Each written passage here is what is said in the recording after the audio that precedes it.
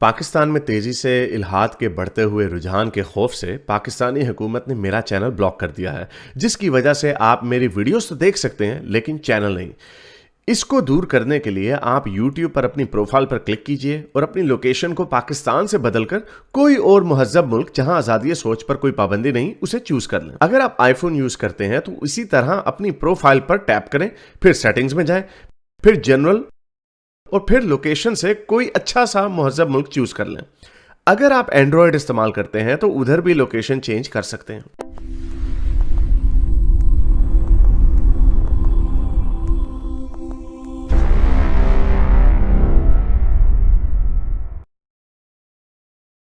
میرے پیارے دوستوں، میں ہوں حارث سلطان، ایک پاکستانی ملحد۔ جیسا کہ آپ جانتے ہیں پورے ہندوستان میں اس وقت غم و غصے کی لہر دوڑی ہوئی ہے، کیونکہ ایک معصوم انسان جس کا نام کنہیا لال تھا، ان کو کچھ درندوں نے ان کی دکان میں گھس کر اس بات سے مار دیا کہ انہوں نے نوپر شرما کی سپورٹ میں کوئی واٹس ایپ کا سٹیٹس ڈالا تھا۔ کچھ رپورٹس یہ بھی کہہ رہی ہیں کہ اس نے خود بھی نہیں ڈالا تھا بلکہ اس کے کسی بچے نے ڈالا تھا۔ تو اتنی سی بات کے اوپر ان دو درندوں نے کنہیا لال کا سر تن سے جدا کر دیا۔ آپ نے اکثر سنا ہوگا یہ نعرہ لگتا ہے گستاخ رسول کی ایک سزا سر تن سے جدا، سر تن سے جدا، جیسے یہ۔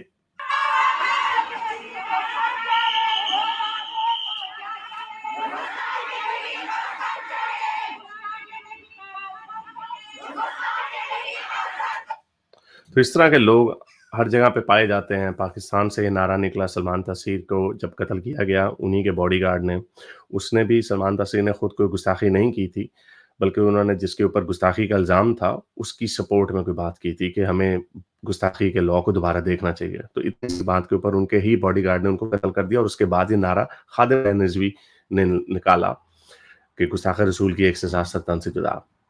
اس واقعے کو تقریباً 11 سال ہو گئے ہیں، اور اب وہ واقعہ آپ دیکھ سکتے ہیں انڈیا تک پہنچ گیا ہے، اور اس کا نتیجہ کیا نکل رہا ہے کہ لوگ سڑکوں پہ لوگوں کو مارتے ہیں اور فخر سے کہتے ہیں کہ گستاخ رسول کی ایک سزا سر تن سے جدا۔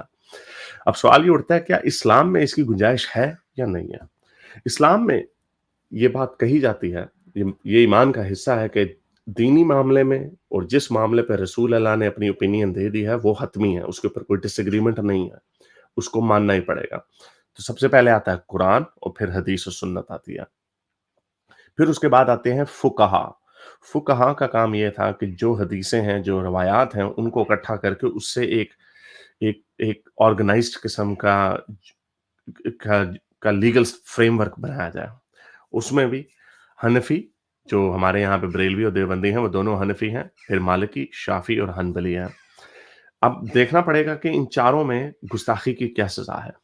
حنفی میں امام حنیفہ نے کہا کہ جو غیر مسلم ہے اس کے اوپر گستاخی کی سزا عائد نہیں ہو سکتی، لیکن مرد اور عورت، اگر مرد کو سزائے موت ہوگی اور عورت کو عمر قید ہوگی انلیس وہ معافی مانگ لے، اور مرد کو بھی معافی مانگنے کی گنجائش ہے۔ مالکی میں معافی کی گنجائش مرد کو نہیں ہے، عورت کو ہے، لیکن وہ بھی تب تک جب تک وہ اس کو عمر قید میں ڈالا جائے گا اگر وہ معافی نہیں مانگتی۔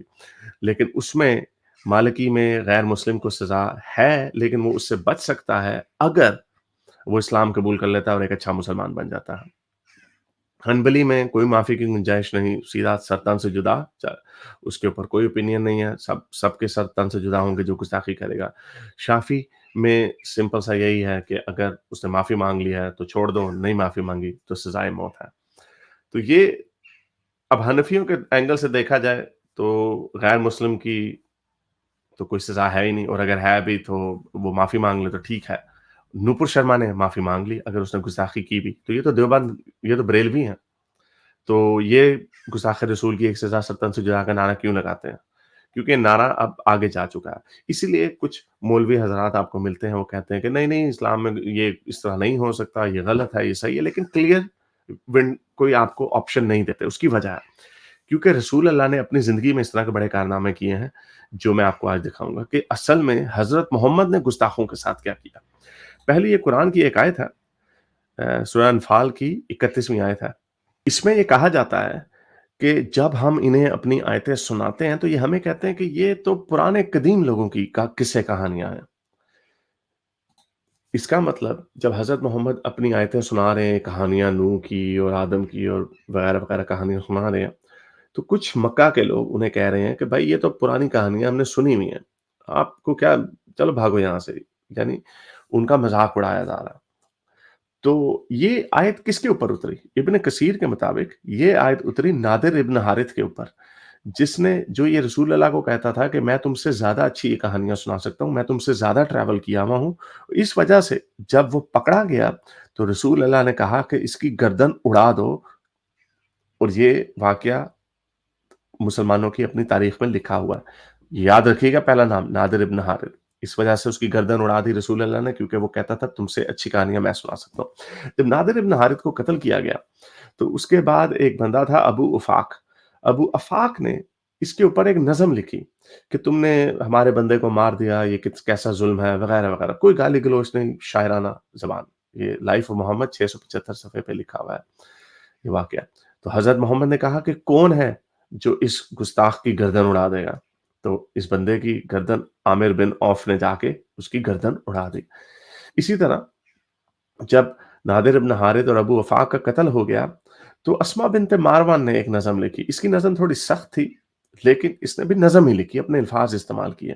تو اس پر بھی رسول اللہ نے کہا کہ کون ہے جو ماروان کی بیٹی کی گردن اڑا دے گا میرے لیے؟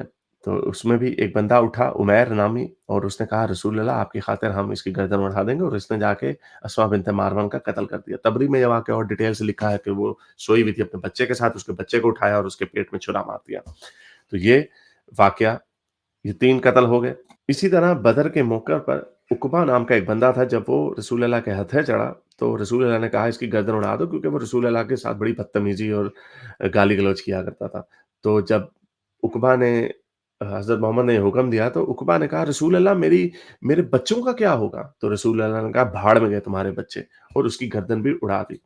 تو یہ 4 بڑے مشہور واقعات ہیں جس میں رسول اللہ نے خود اپنے گستاخوں کی گردنیں اڑانے کا حکم دیا۔ یہی وہ وجہ ہے کہ بریلوی لوگ یہ آرگومنٹ استعمال کرتے ہیں کہ رسول اللہ خود معاف کرتے تو کر دیتے، لیکن ہم معاف نہیں کر سکتے جو رسول اللہ کی گستاخی کرے گا۔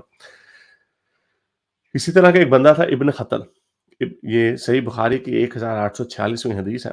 اس میں جب مکہ فتح ہوا تو یہ آدمی جو گستاخ تھا، یہ پہلے مسلمان تھا، پھر اس نے مرتد ہو گیا، اسلام چھوڑ دیا، رسول اللہ کو برا بھلا کہتا تھا۔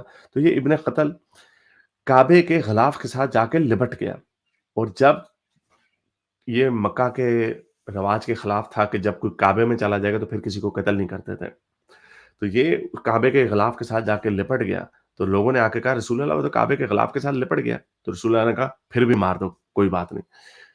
لیکن یہاں پہ بات کہانی نہیں ختم ہوتی۔ اس بندے ابن خطل کی دو گانے والی سہیلیاں تھیں، بلکہ غلاماں تھیں۔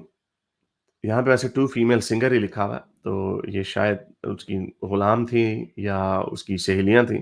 بہرحال 2 عورتیں تھیں، فرتما اور اس کی سہیلی، جو گانے گایا کرتی تھیں اور حضرت محمد کا مذاق اڑایا کرتی تھیں۔ صرف اتنی سی بات پہ رسول اللہ نے ان دونوں کا سر تن سے جدا کرنے کا حکم دے دیا۔ یہ واقعہ ابن کثیر میں لکھا ہوا ہے، ابن کثیر کی تفسیر والیوم 3 میں لکھا ہوا۔ اب آپ نے سنا ہوگا یہ تو حضرت محمد نے خود حکم دیے ہیں قتل کے، اس کے اوپر کچھ مولوی آپ کو کہیں گے ہاں رسول اللہ آپ فیصلہ کر سکتے تھے، اور اسلامک سسٹم میں ہم سزا دے سکتے ہیں جو ہم سمجھیں اچھا ہے۔ لیکن یہ جو اس طرح کے لوگ جو حرکت کرتے ہیں، جیسے اس نے کنہیا لال کا قتل کیا ان 2 جانوروں نے، یہ ایکسٹرا جوڈیشل کلنگ ہے، اس کو اسلام سپورٹ نہیں کرتا۔ فار ایگزامپل اگر ہم ایک اسلامی ریاست بناتے ہیں، لیٹ سے مدینے کی ریاست، تو وہاں پر ہم نے اپنے قوانین بنا دیے ہیں کہ مرتد کی سزا موت ہے، قاتل کی سزا موت ہے، گے کی سزا موت ہے، گستاخ کی سزا موت ہے، تو یہ ہمارا سسٹم ہے۔ لیکن ایکسٹرا جوڈیشل کلنگ کی کسی کو اجازت نہیں ہے۔ اصل میں پرابلم یہ ہوتی ہے، اور یہ پوائنٹ آف ویو آتا ہے فقہا کی طرف سے، جو 4 فقہا میں نے آپ کو بتایا، لیکن فقہا بھی بیچارے پھنس گئے، کیونکہ رسول اللہ بیٹھے بٹھائے چیزیں بناتے رہتے تھے، بیٹھے بٹھائے اصول بناتے رہتے تھے۔ کبھی ان کا دل کرتا تھا کسی کو مار دیں تو مروا دیتے تھے، کبھی دل کرتا تھا معاف کر دے تو معاف۔ تو قوانین ایسے نہیں چلتے، اسی لیے فقہا میں بڑی ڈویژنز بھی ہیں، اور انہوں نے اس کو بڑا سیولائز کر کے آگے چلانے کی کوشش کی۔ فار ایگزامپل اب رسول اللہ آپ نے سنا ہوگا کہا جاتا ہے کہ جب عورت کے اوپر کوئی الزام لگائے تو 4 گواہ لانے چاہیے. 4 گواہوں کی ضرورت ہے اگر اس کے اوپر بدکاری کا الزام لگایا جائے. تو کیا رسول اللہ نے یہ اپنی ذاتی زندگی پہ یہ عمل کیا؟ بالکل بھی نہیں. یہ صحیح مسلم کی بڑی مشہور حدیث ہے کہ رسول اللہ کی ایک لونڈی تھی، شاید یہ ماریہ قبطیہ کا ذکر ہے، ایک لونڈی تھی جس کے اوپر بد چلنی کا الزام لگایا کسی نے. تو حضرت محمد نے کوئی 4 گواہ نہیں ڈھونڈے. یہ صحیح مسلم 2771ویں حدیث ہے. حضرت محمد نے قرآن کی بھی بے حرمتی کی. قرآن میں لکھا ہے کہ 4 گواہ ہونے چاہیے. حضرت محمد نے علی کو کہا جاؤ اور اس کی گردن اڑا دو. علی اس بندے کے پاس گیا جس کے اوپر الزام لگا حضرت محمد کی لونڈی کے ساتھ سیکس کرنے پہ. تو علی جب وہاں پہ گیا تو وہ ننگا نہا رہا تھا ایک کنویں کے پاس. تو علی نے دیکھا کہ اس کی تو نیچے سے نونو ہی نہیں ہے، اس کا پینس ہی نہیں ہے. تو حضرت علی نے اس کی گردن نہیں اڑائی. تو یہاں پہ آپ دیکھیں کہ کس طرح حضرت محمد بیٹھے بٹھائے اصول بناتے رہتے تھے. یہی وجہ ہے کہ گستاخی پہ بھی کبھی معاف کر دیا، کبھی چھوڑ دیا، کبھی نہیں چھوڑا. سعد بن سارہ کا ایک واقعہ بڑا مشہور ہے کہ ایک جو رسول اللہ کے لیے قرآن لکھا کرتا تھا، اس نے ایک دفعہ سجیشن دی کہ رسول اللہ آپ اس کے اندر یہ ایڈ کر دیں ورڈ. تو اس نے رسول اللہ نے ایڈ کر دیا کیونکہ کافی ردیف ملا. تو اس نے کہا یہ تو بندہ میرے کہنے پہ بدل لیتا. تو اس نے اسلام چھوڑ دیا، بھاگ گیا. جب فتح مکہ ہوا، حضرت عثمان کا جاننے والا تھا، تو وہ بھی کعبے میں جا کے چھپ گیا. تو مسلمان اس کو پکڑ کے حضرت محمد کے سامنے لے آئے، لیکن حضرت عثمان بھی وہاں پر تھے. تو حضرت عثمان ہی لے کے آئے کہ چلو میں تمہاری معافی کروا دیتا ہوں، اس سے بیعت لے لیں، دوبارہ مسلمان ہو جاتا. تو حضرت محمد نے 3 دفعہ منہ ادھر ادھر کر لیا، جسے روٹھی دلہن نہیں ہوتی اس طرح. تو بعد میں رسول اللہ نے اس کی بیعت لے لی. تو جب وہ حضرت عثمان سعد بن سارہ کے ساتھ چلے گئے تو حضرت محمد نے غصے سے اپنے ارد گرد کے صحابی کو کہا کہ تم نے اس کی گردن کیوں نہیں اڑائی، یہ تو گستاخ تھا. تو انہوں نے کہا آپ اپنی آنکھ کا اشارہ کر دیتے تو ہم گردن اڑا دیتے، ہمیں کیا پتا آپ کے دل میں کیا ہے. تو رسول اللہ نے کہا کہ نبی آنکھیں نہیں مارتا ہوتا، تو یعنی 2 نمبری سے قتل کروا دیتے. تو پوائنٹ یہ ہے کہ رسول اللہ بیٹھے بیٹھائے چیزیں بناتے رہتے تھے. اس لیے جب بھی کوئی آپ سے یہ کہے کہ اسلام میں ایکسٹرا جوڈیشل کلنگ نہیں ہے تو ان کو یہ حدیث ضرور دکھائیے گا. یہ حدیث ہے سنن ابی داؤد کی 4361ویں، اور یہی حدیث سنن نسائی کی 4070 میں بھی یہی ترک ہے. اس کا ڈیفرنٹ ترک ہے. اس میں ہوتا یہ ہے کہ ایک اندھا آدمی کے پاس اس کی غلام ہوتی ہے، ایک لونڈی ہوتی ہے جس سے اس کے 2 بچے بھی ہوتے ہیں. وہ اس کو رسول اللہ کو گالی گلوچ کرتی رہتی ہے، یہ بقول اس اندھے بندے کے. تو ایک دن اس نے غصے میں آ کے اس کے پیٹ میں چھرا مار کے اس کو قتل کر دیا. جب بات یہ رسول اللہ کے پاس پہنچی تو رسول اللہ نے اسے بلوایا اور کہا یہ تم نے کیا حرکت کی ہے. تو اس نے آگے سے کہا رسول اللہ یہ آپ کو گالی گلوچ کرتی تھی اس لیے میں نے اس کو قتل کر دیا. تو پھر رسول اللہ نے کہا اچھا یہ وجہ تھی، تو چلو اب تمہیں قتل کی سزا نہیں ملے گی. تو یہاں پر رسول اللہ نے ایک extra judicial killing in the name of blasphemy کو انڈورس کر دیا. تو پھر یہ کیسے ایکسٹرا جوڈیشل کلنگ کو سپورٹ نہیں کرتا؟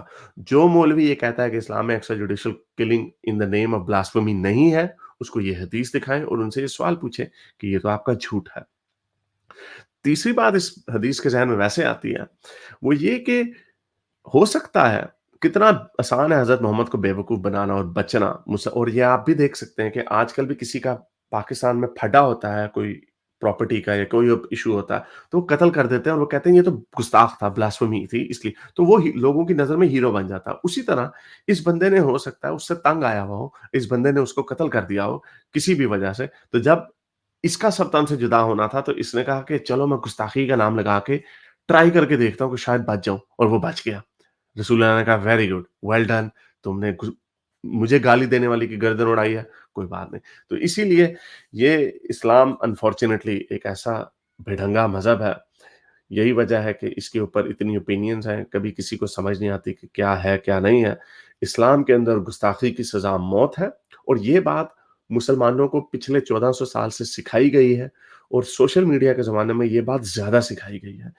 یہ دیکھیں اس طرح کے لوگ ہیں جنہوں نے اس بات کو پاپولرائز کیا. ان کا مسئلہ ہے کیا؟ میں نے کہا ابن قتل جس کے بارے میں حضور نے فرمایا جہاں ملے اس کو قتل کر دو، وہ نیچے سے کعبے کے خلاف بڑا مضبوطی سے آج بھی باندھا جاتا ہے، رسیوں سے، رسوں سے، بلکہ وہ نیچے سے چڑھتا چڑھتا آدھے جا کر اس نے لٹک گیا. صحابہ نے کہا جی وہ تو کعبے وہ متعلق باستار الکعبہ ہے، وہ تو کعبے کے غلاف سے لپٹا ہوا ہے.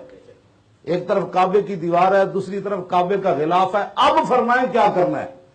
تو میرے آقا نے فرمایا اقتلو، اس کو وہیں قتل کر دیا۔ جیسا آپ نے دیکھا کہ یہ ابن قتل کا جو واقعہ آپ کو میں نے سنایا، جس کی تو دو گانے والی نوکرانیاں بھی تھیں، تو یہ رسول اللہ مار دیتے تھے، اور یہی حقیقت ہے اسلام کی، اور یہی وجہ ہے کہ لوگ نعرے لگاتے ہیں گستاخ رسول کی سزا 7 سے جدا، اور یہ وہ کام کرتے ہیں۔ ہاتھی کے دانت کھانے کے اور ہیں اور دکھانے کے اور ہیں۔ اسی لیے جو لوگ سچ میں یہ سمجھتے ہیں، جو مسلمان، کہ ایسا نہیں ہونا چاہیے، فیر انف، ہمیں ان کو برا نہیں، دوشی نہیں ٹھہرانا چاہیے۔ اس لیے یہ وقت آ گیا ہے کہ ہم ان حدیثوں کو، ان مولویوں کو مجبور کریں کہ ان حدیثوں کو ٹوکریوں میں پھینکیں اور آگے کی طرف دیکھیں۔ اب تک کے لیے اتنا ہی، اگلی ویڈیو تک سائنس حافظ۔ میرے اس نیک کام کو جاری رکھنے کے لیے مجھے پے پیل یا پیٹریون پہ ضرور سپورٹ کیجیے، تاکہ میں اپنا پیغام زیادہ سے زیادہ لوگوں تک پہنچا سکوں۔